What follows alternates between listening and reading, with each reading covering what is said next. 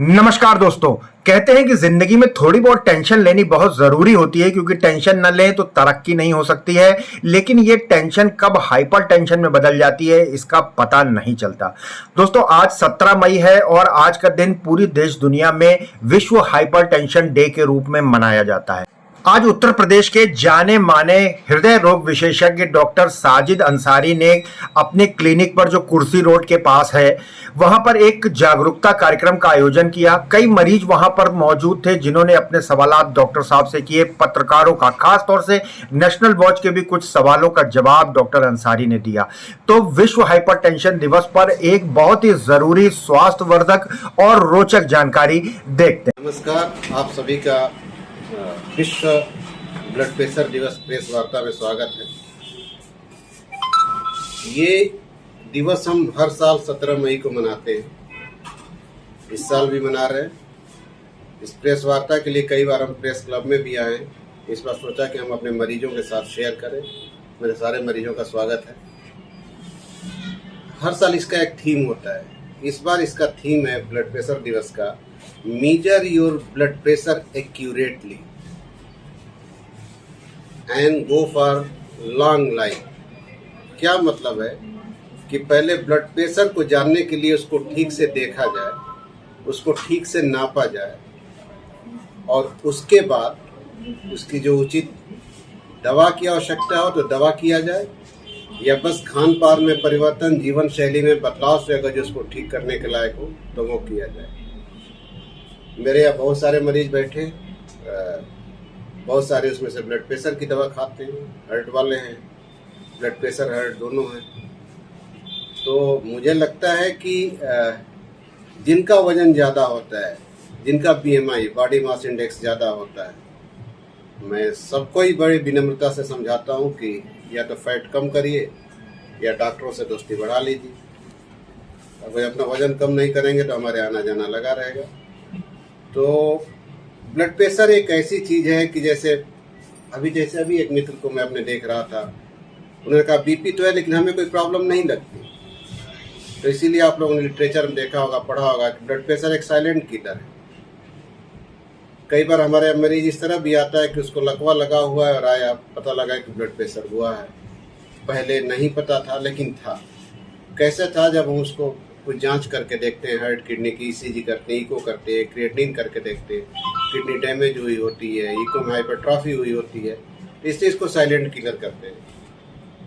तो आज के सिनेरियो में ये है कि हर इंसान को ब्लड प्रेशर से रिलेटेड उचित लक्षण जान ले। उचित लक्षण क्या है? सर दर्द होना, उलझन होना, घबराहट होना, चलने में सांस फूलना, अगर और बीमारी बढ़े तो आंखों की रोशनी कम होना, और मामला बढ़ेगा तो हार्ट और किडनी का खराब होना। और ब्लड प्रेशर को जानने के लिए आजकल रिकमेंडेशन ये है कि डॉक्टर के यहाँ दौड़ने की आवश्यकता नहीं है। होम ब्लड प्रेशर मॉनिटरिंग का कॉन्सेप्ट है HBPA, कि एक BP की मशीन संभवतः हो सके तो ले लें और बार बार डॉक्टर को नया फीस देने की आवश्यकता नहीं।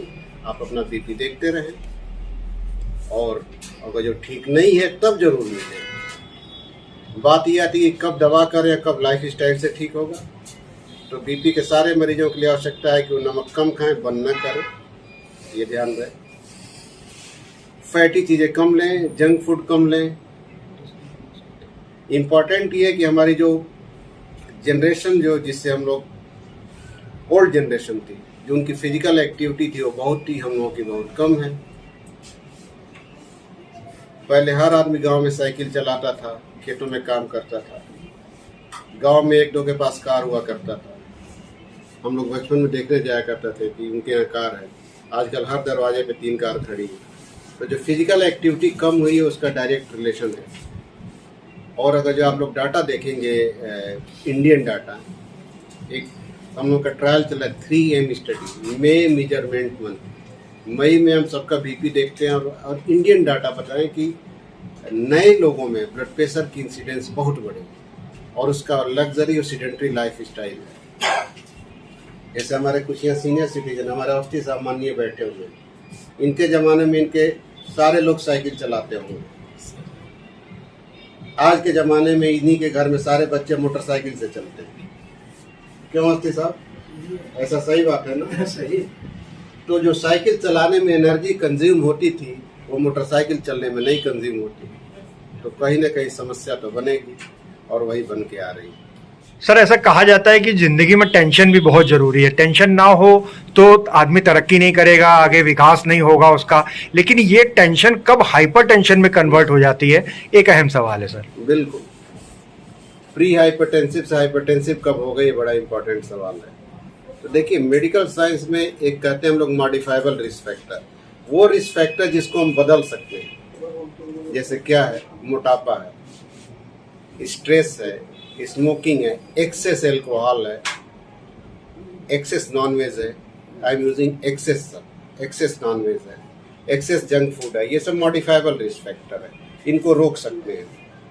जो ऊपर वाले ने दे दिया, जैसे कई बार हमारे मरीज आते हैं, हम पूछते हैं कि ये बताइए, जैसे कोई हार्ट अटैक का नया मरीज आता है मेरे पास 30-32 साल का, तो मैं पूछता हूँ उससे कि आपके फादर को भी था क्या, आपके मदर को भी था क्या? डॉक्टर पूछते हैं ये बात। तो कुछ रिस्क फैक्टर ऐसे होते हैं जो फैमिली में रन करते हैं, उसको तो हम नहीं बदल सकते, उसको तो कुदरत ने दे दिया। तो जो मॉडिफाइबल रिस्क फैक्टर है उसको ठीक किया जाए। अब द्विवेदी जी का जो सवाल था, जो हमारे पेशेंट हैं, कि कब हम माने कि बीपी हो गया। सामान्यतः जो कट ऑफ है, जो बहुत सारी गाइडलाइन है, इंडियन सोसाइटी ऑफ हाइपरटेंशन, जिसका मैं भी कुछ जॉइंट ऑर्गेनाइजिंग सेक्रेटरी हूँ, लास्ट ईयर पे कॉन्फ्रेंस भी कराया था, कि 140/90 के ऊपर बीपी ना जाए सामान्यतः। लेकिन उन मरीजों को जिनको कि शुगर है, हार्ट की बीमारी है, किडनी की बीमारी है, उनके लिए कट ऑफ 130/80 है। जिसके पास कोई रिस्क फैक्टर ना हो उसके लिए 140/80 है। लेकिन बात अब ये शुरू होती है कि क्या एक बार हमारा स्ट्रेस में हम, जैसे हम गए और हमारे पड़ोसी से झगड़ा हो गया, बीपी 160/90 होगा, तो क्या हम इलाज की जरूरत है? Absolutely no. इसीलिए अब जो गाइडलाइन है वो ये है कि होम ब्लड प्रेशर मॉनिटरिंग किया जाए। सवेरे जब बंदा उठे तब, और रात में, सुबह शाम 2 बार देखा जाए और 1 हफ्ते तक उसको मेजर किया जाए, और पहले ये कंफर्म हो लिया जाए कि बीपी है कि नहीं, उसकी चार्टिंग की जाए। दूसरा इम्पॉर्टेंट ये कि बीपी कब देखा जाए। हमारे टेक्नीशियन है, मैं इनको भी सिखाता हूँ, और आप लोग भी कभी डॉक्टर के जाएँ या पैरा क्लिनिकल या नर्स के जाएँ तो इस बात का ध्यान रहे कि हम रिलैक्स रहें। रिलैक्स कैसे रहेंगे?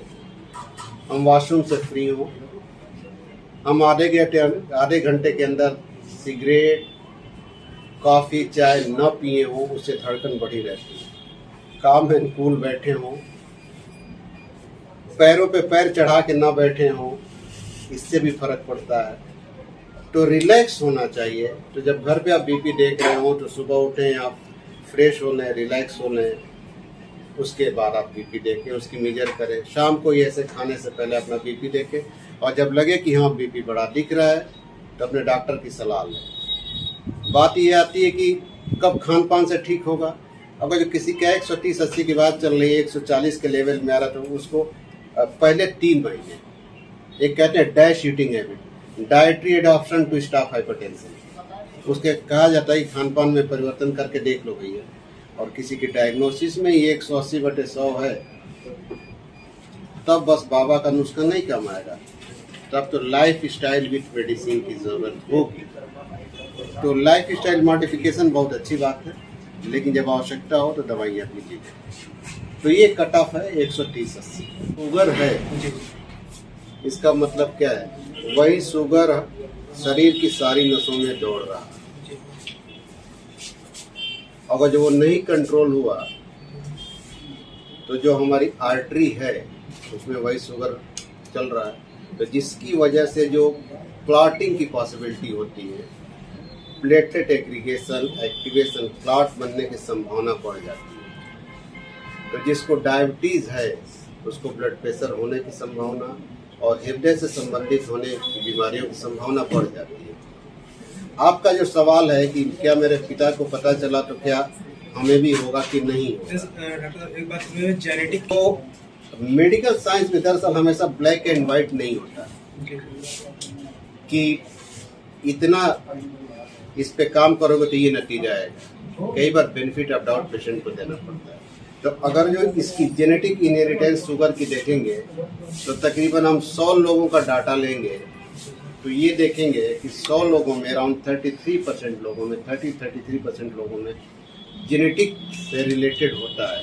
यानी पेरेंट्स को था तो बच्चे को भी होगा, लेकिन बस वही नहीं कि जिसको था उसी को होगा, नए वाले को भी होगा। जैसे आपकी उम्र का लड़का, आपकी उम्र तकरीबन 30 होगी, हाँ 24 है, लेकिन हमारे यहाँ 28-30 तक के लड़के ऐसे हैं जिनको हार्ट अटैक होके आते हैं, डॉक्यूमेंटेड है।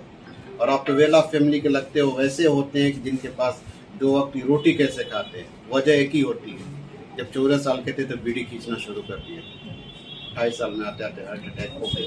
तो एक तो वो रिस्क फैक्टर है जो ऊपर वाले ने फैमिली में दे दिया है, उसको नहीं बदल सकते। हालांकि बहुत सारे ऐसे ट्रायल ऐसे आ रहे हैं कि आप अपने दिनचर्या में बदलाव करते हैं तो जो जेनेटिक रिस्क फैक्टर है उनकी भी होने की संभावना कम बनती है, हो जाती है। अब इस टाइप